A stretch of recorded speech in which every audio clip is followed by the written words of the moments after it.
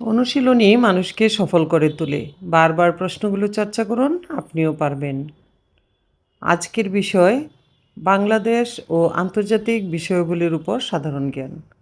বাংলাদেশে কোন ধরনের শাসন ব্যবস্থা চালু রয়েছে? সঠিক উত্তরটি হল সংসদীয় শাসন ব্যবস্থা।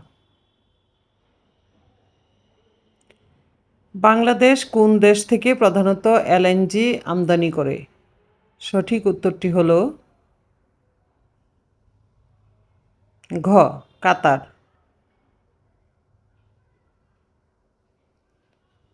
কিয়োটো প্রোটোকল কোন বিষয় সম্পর্কিত? সঠিক উত্তরটি হল জলবায়ু পরিবর্তন।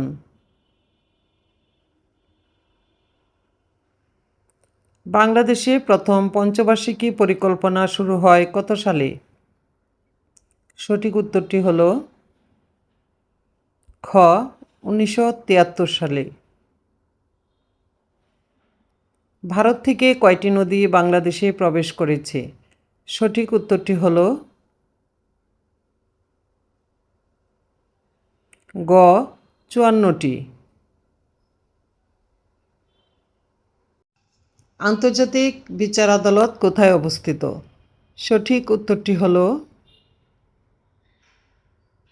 খ, হেগ।